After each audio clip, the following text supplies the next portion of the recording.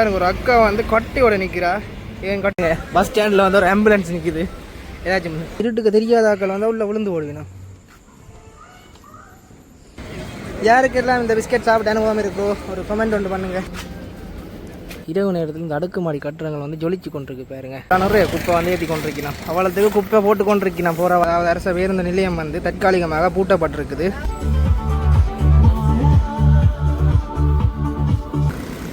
போலீஸும் வந்து பாதுகாப்பு கடமையில் ஈடுபட்டு கொண்டிருக்கிறான்.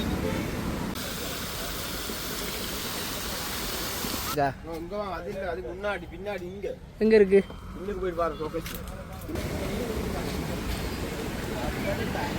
வணக்கம் வரவளே, நான் இப்போ எங்கே வந்து நிற்கிறேன்னு பார்த்தீங்கன்னா கொழும்புல வந்து நிற்கிறேன். அதாவது கொழும்பு தான் சுற்றி வீடியோ எடுக்க வந்தேன். அதாவது இரவில் கொழும்புல என்ன நடக்குதுன்னு தான் பார்க்கலாம்னு வந்த நாங்கள்.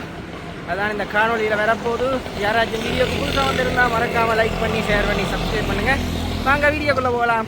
இந்த வீடியோரம் எல்லாம் லைட் எல்லாம் போட்டிருக்கணும்.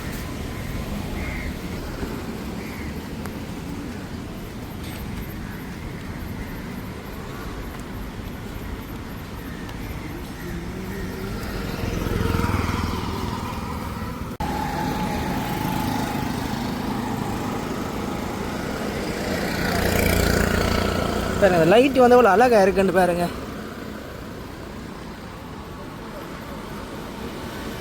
அதோட இங்கே பாருங்க தாமரை கோபுரத்துக்கிட்ட வந்துட்டேன்.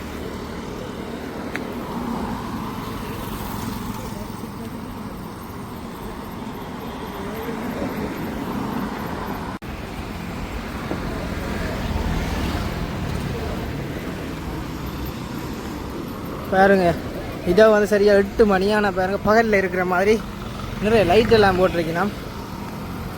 அவ்வளோ வெளிச்சமாக இருக்கு இந்த இடமே. சரி வாங்க போய் கிட்ட போய் பார்ப்போம் தாமரை கோபுரத்தை.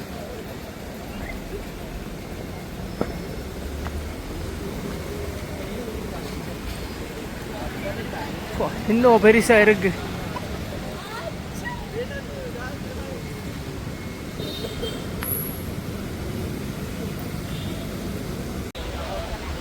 கோபுரத்துக்கு கீழே வந்து பாருங்க இந்த நீர் தடாகங்கள் எல்லாம் இருக்கு பாருங்க.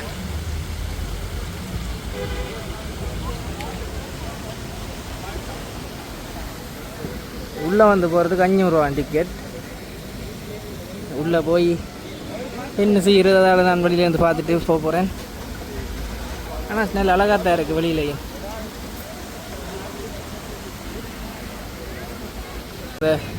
தாமரை கோபுரத்துக்கு வெளியில் வந்து பாருங்கள் அவ்வளோ பேர் நிற்கணும்ண்டு. கிறிஸ்மஸ் ட்ரீயை பாருங்கள் இப்படி கலர்ஃபுல்லாக மின்னி கொண்டிருக்கு.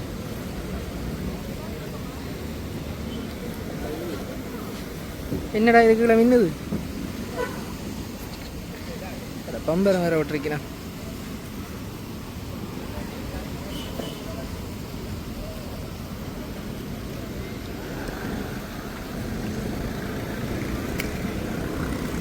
போலீஸும் வந்து பாதுகாப்பு கடமையில் ஈடுபட்டு கொண்டிருக்கிறான்.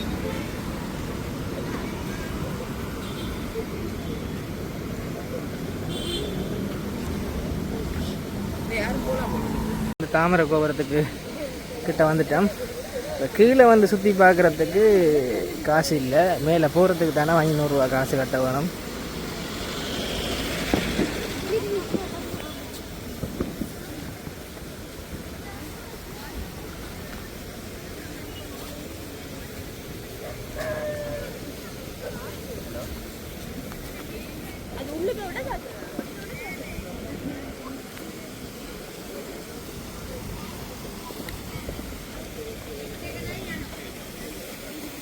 பாருங்க இங்கே தான் டிக்கெட் எடுக்கிற இடம்.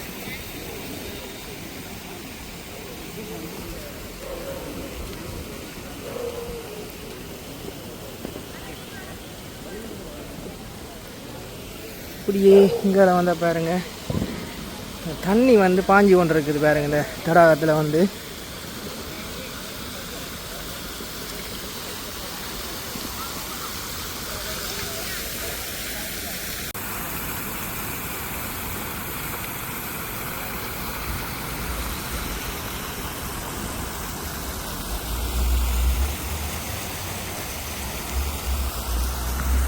அந்த மரத்தை கீழே இருந்து பாருங்க அப்படியே மேலே பார்த்தீங்கன்னா மேலே பாருங்கள் பனித்துளி கொட்டுற மாதிரி வடிவம் வச்சுருக்கணும் பாருங்கள், எவ்வளோ அழகாக இருக்குண்டு. அப்படியே நிறைய இருக்குது பாருங்கள். இந்த பக்கத்தில் இருக்க முழு மரத்துக்கும் இதே மாதிரி தான் செஞ்சுருக்கணும். சரி வாங்க போய் இங்காளி பக்கம் பார்ப்போம் என்ன மாதிரி இருக்குண்டு. அவரை பாருங்க சிவப்பா நிற்கிறார். யார்? ஹலோ பார்த்தீங்களாண்டா பாருங்க, இந்த தாமரை கோபுரத்தில் வந்து ஏதாச்சும் தீ விபத்துகள் ஏற்பட்டால் தீயணைப்புக்காக பாருங்க இந்த தண்ணி பைப்பெல்லாம் போட்டிருக்கணும். இதில் வந்து ஃபயர் லேனண்டு போட்டும் போட்டிருக்கணும். அப்படியே இங்கால போவோம். இங்கால வந்து வெஹிக்கிள் பார்க் பாருங்க, நிறைய வாகனங்கள் பார்க் பண்ணியிருக்குது.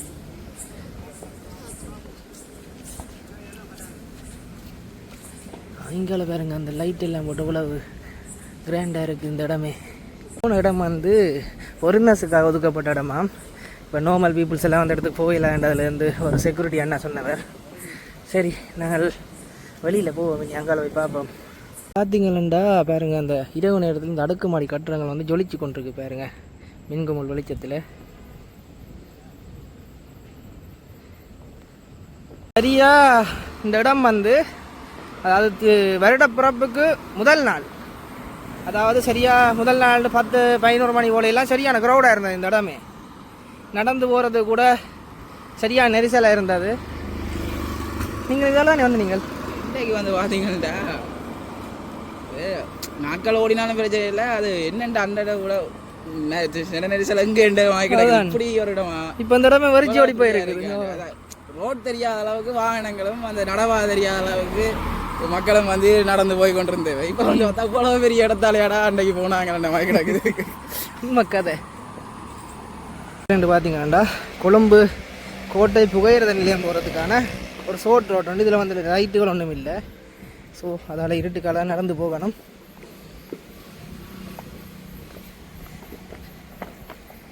போகிற வழியில் பாருங்கள் அந்த பாதை வந்து உடைஞ்சிருக்குது.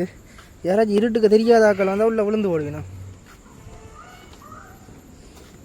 பாதையும் இப்படி உடைஞ்சி தான் இருக்குது, பார்த்து தான் நடந்து போகணும்.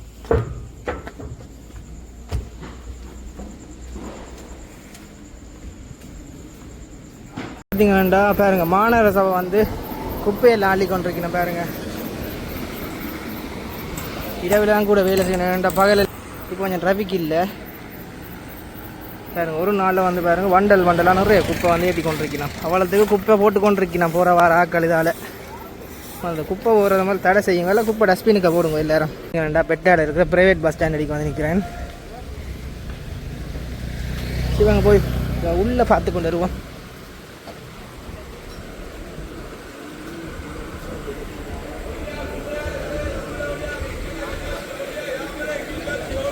பாருங்க வவுனியா கொழும்பு பஸ் நிற்குது.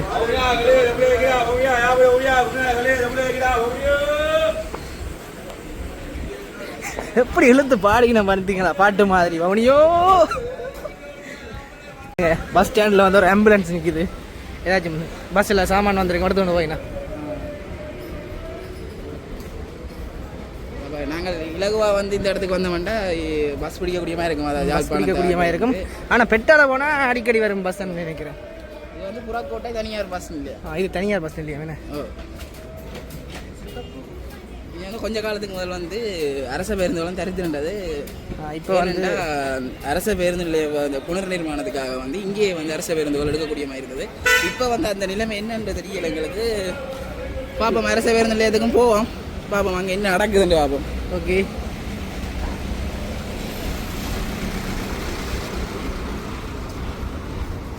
ஏசி பஸ் நிற்கிது பாருங்க. இது வந்து எங்கே போகிற பஸ்? கொழும்பு மற்றது கதரகம. மற்ற பஸ் வந்து மாத்தரை கொழும்பு. இதில் வந்து பார்த்தீங்கன்னா இந்த ப்ரைவேட் பஸ் ஸ்டாண்டர்டில் பிஓசி ஏடிஎம் ஒன்று இருக்கு பாருங்க. இப்படியே நான் வந்து பெட்டா பஸ் ஸ்டாண்ட் அடிக்க போகிறேன்.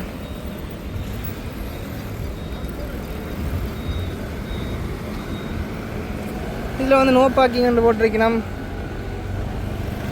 ஆனால் பாருங்க இங்கெல்லாம் வந்து வாகனம் கொஞ்சம் பார்க்கிங்கில் இருக்குது. இங்கேலையும் பாருங்க ஆட்டோ வந்தோண்டு பார்க்கிங்கில் நிற்கிது. எப்போ தான் ரூல்ஸை மதிக்கணுமோ தெரியல. அந்த ஒன்று ஒரு சின்ன ஒரு பஜார் ஒன்று இருக்குது பாருங்க. முதலாவதாகவே ஒரு பழக்கடை ஒன்று இருக்குது. சரி வாங்க நாங்கள் ஒரு உள்ள போய் பார்ப்போம். இங்கே வேறு உடுப்பு கடை எல்லாம் இருக்குது. ஓகே உங்களோட கடையா? Okay bye.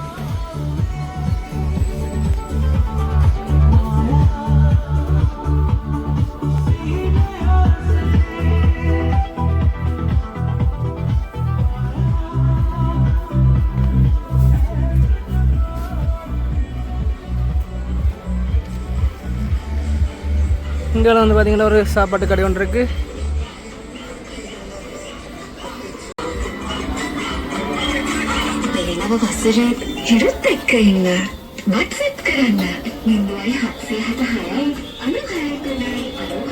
இந்த கடை வந்து பாருங்க பல தூரம் போகுது, கன தூரத்துக்கு. இது வந்து ஒரு பெரிய ஒரு கடை தொகுதி தான்.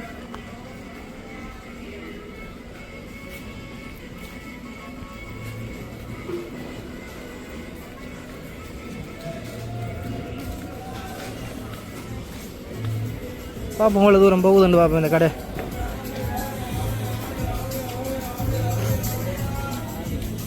இங்கே பாருங்க 5 பழம் 200 ரூபா, 10 பழம் எப்படியும் 400 ரூபா வரும். ஆனால் யாழ்ப்பாணத்தில் வந்து 10 பழம் 350 ரூபாய்க்கு விற்கலாம். என்ன வித்தியாசம் இங்கேயும் அங்கேயும்?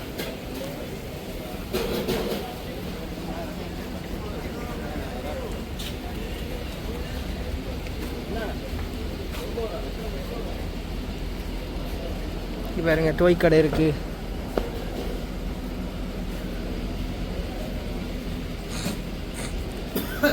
இங்கால வந்து 8 பழம் 300 ரூபாய்க்கு போட்டிருக்கேன் பாருங்க. இங்கே வந்து கொஞ்சம் பழங்கள் சரியான விலையாத்தான் இருக்கு.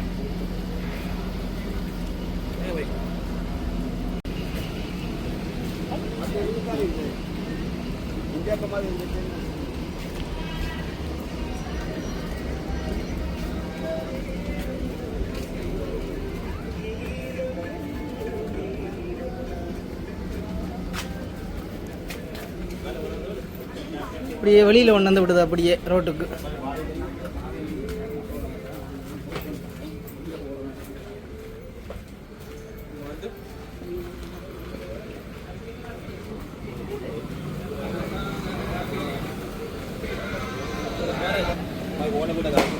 ஒரு அக்கா வந்து கட்டியோட நிற்கிறா.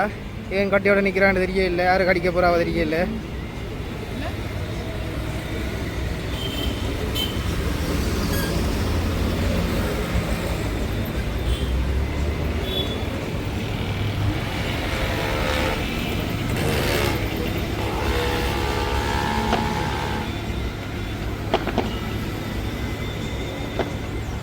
இப்படி போகிறா கட்டையோட. நான் நினச்சேன் நாய்க்கு தான் அடிக்க போகிறான்னு பார்த்தேன். நான் ஒருத்தருக்கு அடிக்க இல்லை, வேறு விரட்டுறா அதை கட்டையை கொண்டு போய்.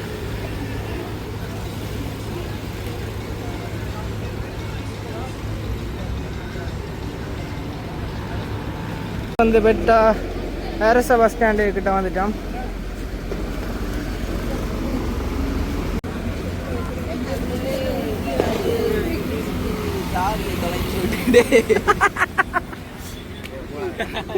பாட்டு பாடிக்கொண்டு வரான்டா.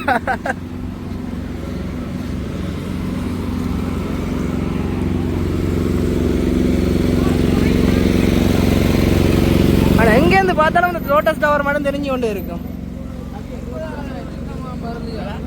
எங்கேருந்து பார்த்தாலும் இந்த லோட்டஸ் டவர் தெரிஞ்சு கொண்டே இருக்குது.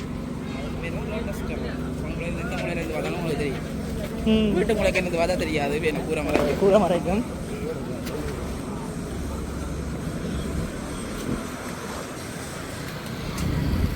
வந்து இந்த பிஸ்கெட் சாப்பிட ஒருத்தர் இருந்திருக்க மாட்டீங்க. அப்போக்கு இந்த பிஸ்கெட் வந்து சரியான ஃபேமஸ்.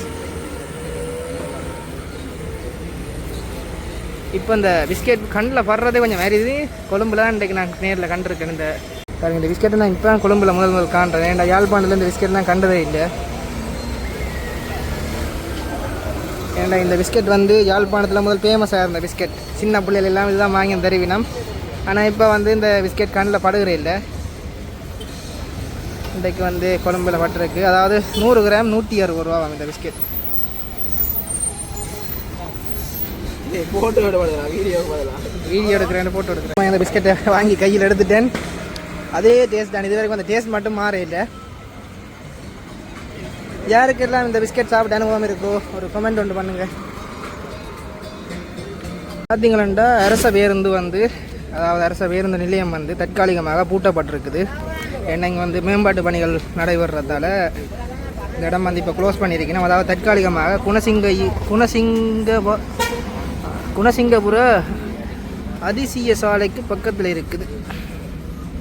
எல்லாமே 100 ரூபா 200 ரூபாய்க்கு தான் இல்லை சாமானம் இருக்கீங்க. வேறு ஹெட்ஃபோன் எல்லாமே 200 250 ரூபாய்க்கு தான் வரும்.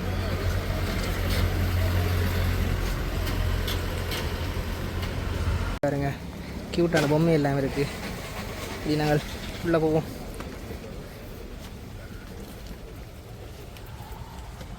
பின்னி சோகேஸ்ல டெடி பேர் காட்டுங்க கொண்டு போய். பின்னாடி இருக்கா? இங்க வா, அது இல்ல, அது முன்னாடி பின்னாடி இங்க. எங்க இருக்கு? இன்னும் போய் பாரு சோகேஸ்ல. இன்னும் இந்த பக்கம் போங்க. இதால போறேன். ஓகே.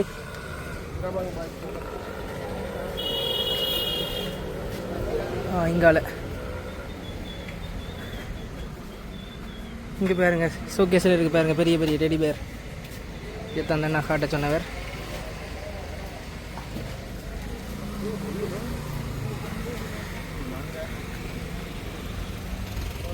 பார்த்துட்டேன் ப்ரோ.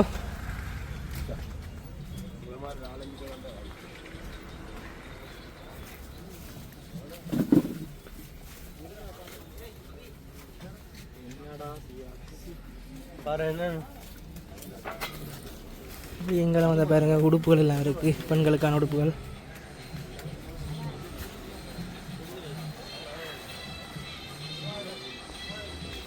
இங்காலையும் வந்து கொஞ்சம் கடைகள் வந்து க்ளோஸ் பண்ணிட்டு பாருங்க.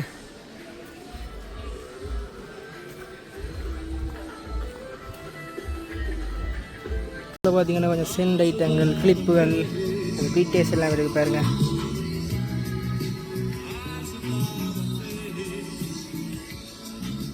இங்கெல்லாம் வந்து பாருங்கள், உடுப்பு எல்லாம் போட்டிருக்கேன். இங்கே வந்து சரியான மலிவண்டு கேள்விப்பட்டேன்னா நாங்கள் உள்ளே போய் பார்ப்போம். மலிவாண்டு சேல் வந்து பாருங்கள், 1000 ரூபா அந்த உடுப்பு இங்கே.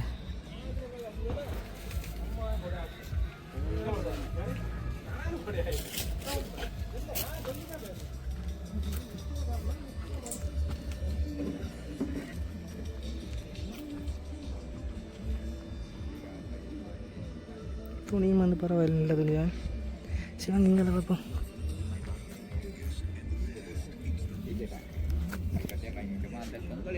பாருங்க, எல்லாம் 1000 தான். கோனர்ல இருக்கிற எல்லாம் 1000 தான். அங்கே இருக்க எல்லா உடுப்பும் வந்து 1000 தானா பாருங்க. இந்த வலிவாக இருக்கிற உடுப்புகளெல்லாம் அவ்வளோ பிராண்டடாக இருக்காது, சும்மா நார்மல் உடுப்புகள் தான். ஜீன்ஸ் இதில் வந்து 3290 ரூபா. இதில் வந்து குமிச்சிருக்கிற முழு உடுப்பு வந்து 1000 ரூபா தானா. ஆனால் இது அவ்வளோ பிராண்டட் இல்லையே. இது ஊற்ற விட கொஞ்சம் இப்போ லைட்டாக ஊற்ற தான் கிடக்குது. எல்லாமே 1000.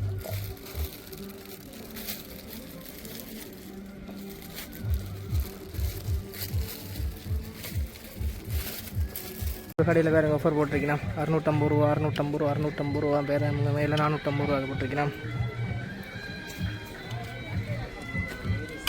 இப்படிங்கிற பார்த்தீங்கன்னா பேக் கடை எல்லாம் இருக்குது.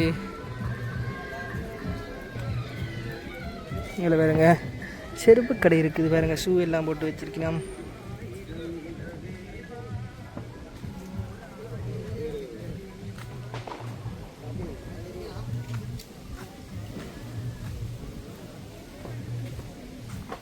$950 ரூபா பாருங்க இந்த செருப்பு எல்லாம். இவங்கெல்லாம் வந்து பார்த்திங்கன்னா 1000 ரூபா இந்த செருப்பு, 850 ரூபா 850. இங்கே பாருங்க, இந்த செருப்பு எல்லாம் 950 ரூபா.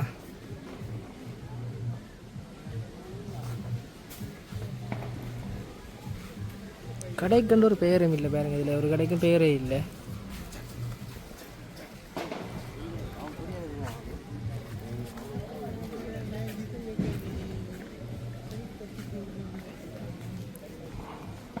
நடந்து வந்து பஸ் ஸ்டாண்ட் அடிக்க வந்துட்டோம்.